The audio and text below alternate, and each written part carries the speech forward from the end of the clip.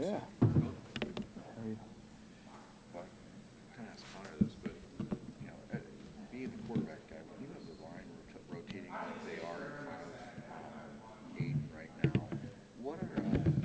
what are his keys to make that work with talking with the offensive line and the communication to make it a goal? Communication doesn't change between the quarterback and the O-line. Whoever's in there, we have trust in what they're doing, and that's the way we practice. And I think it's a good approach. We always have 6 or 7 guys in the mix up front, and sometimes the pocket, the launch point, it should always be consistent. The guards set the depth, the tackles set the width. So for us, finding that consistent spot in the pocket is the same regardless of who's in. And then we practice that way. So it's not a big adjustment for us at the quarterback spot. You got to hear John, you talk about wanting to see Aidan do some things, make some leaps mentally and just sort of IQ of the game, ID and stuff like that. Where have you seen his growth in the 9 months or whatever you guys put together? I'm proud of his approach. He's buying in and he's doing it the right way, and I think we've made big strides there, and we still have a long ways to go. And that's a major focus still. We're trying to tie his eyes and feet together, but as far as his ability to recognize a defense, I've seen a lot of improvement there. It seems like he's got a willingness to sort of learn and grow and everything. Is that what you Oh, yeah. I know you knew him obviously Yeah. before, but Yeah. getting back together, is that part of? That's been a lot of fun, and that's where I get my most enjoyment is watching him put in the time and effort to improve in that area, and then you see glimpses, and now we got to be more consistent with that approach on the field, transferring it from the meeting room to game day. Sorry, what do you say to him for overtime in that game? Oh, we're very specific. We go through the exact situation. We practice it. I mean, we went through fall camp practicing overtime, and so you don't try to. They're motivated. They're locked in, but you make them aware of the situation and come up with a few key coaching points, maybe about the next play or the sequence that's about to transpire on the field.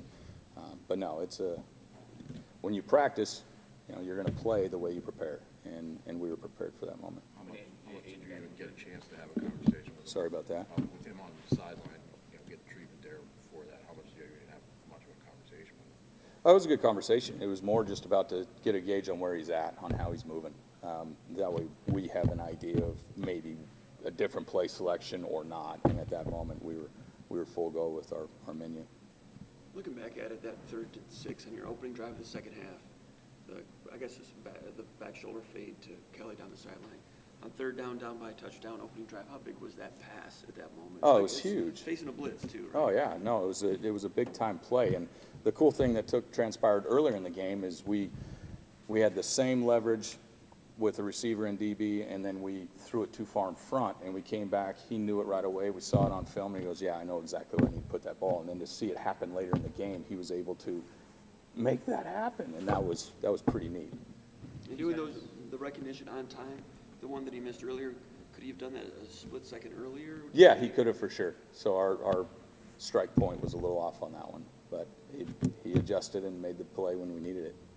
How in looking at the tape from him last year, and I know how much you looked at it, but through 2 games, how has his pocket presence been in terms of maintaining it, but then kind of picking and choosing his spots to run? I think he's improved in that area a lot. A major point was to make sure that he's not getting too far out of the pocket. I think that we've cleaned that piece up. And there's still times where, he's athletic, and you don't want to take the playmaking ability out of him either. But now the consistency is what we're focused on within the pocket. And we're seeing more of it, but we still got some areas to improve. That 2-point play in particular, I wonder how much, when you can sprint him out that way, how much does that, have you noticed that sucking and diverting defenses towards him because they got to put eyes on him? Yeah, they do. And we do. We attempt to marry the run and the pass with our whole approach to our system. And when you're able to run the ball as effectively as we have been able to, and then you have a running quarterback, you got to pick your poison on how you're going to defend it. And he was great with his timing on that play. And that we ran, it was the same exact play we ran for the touchdown, just a different formation in the first overtime period. And so his clock was on point, found the fullback, and then this one here, they covered it up, and he reset and found his next read. So, yeah, he was seeing it well. I thought we were just an observer. You play like Nick Marsh, catching that ball on 3rd down and dragging guys in the end zone. I guess what's your reaction to that, and what is it like being a quarterback coach when you got a receiver that goes in at halftime and says, "Oh, he wants the ball"? Oh, I want to get it to him. So, we have confidence in all of our skilled players, and I do think that that's been a huge off-season improvement for us in the way that our guys have been able to recruit and get some more talent here. And you just love the competitiveness in a guy like Nick and the other guys feeding off of that energy because everybody sees it. And so it's a huge momentum boost for us. I've always been impressed how direct Aidan is. He cuts through a lot of red tape, you can say politely. I'm curious, as a coach, is that easier to coach someone that's direct like that, or does it sometimes create its own challenges? That's the type of communication I want. I have to have that with him. And so for me, everything I try to pose questions rather than giving him the answers so that I know exactly what he's thinking. And so no, we have to have that open line of communication, and that's the way that we're building the room together with all the quarterbacks. Is that something with recruits that you look for as well? 100%. This guy has to- Yes. Yeah. Were you out there scouting him on the field, like in high school? I did not go on the road to recruit Aidan. I was involved behind the scenes, phone conversations. And, yeah, Lindgren went out and spotted What do him you on the remember field. the conversations when he got back after seeing him? When I got back to Michigan State, Well, no, when, out in Oregon State, when you guys were going hard after him in the recruiting process. when he made the trip to campus, then it's more about, okay, what does he know on the board? Where's he at? What did they run offensively in high school? How is he able to process? We'll have a full highlight reel of his high school clips, and I'm asking him to take me through what he sees, how they teach it, how does he learn. So it's more of we make the evaluation on film, and then we got to do a deep dive and see, is this the kind of guy that we can work with, and where is he at in his level of development mentally? And that's those. It's not the final check, but that's a big piece of, once we get him on campus, what we're looking for. Was there any sliding scale knowing his age at that point too, and knowing he'd be coming in as young as he was? You know, I don't think so at that point in time, because socially he was mature enough to handle the conversations, and going back to your question, you know, he wasn't afraid to ask what he doesn't know. And I just think that that's a huge, huge upside to a quarterback when they're not afraid to ask what they don't know. And he handled himself well on the visit. We have our team, I mean, they're evaluating him. We get feedback from all of our hosts on the visits, and, you know, is he our kind of guy?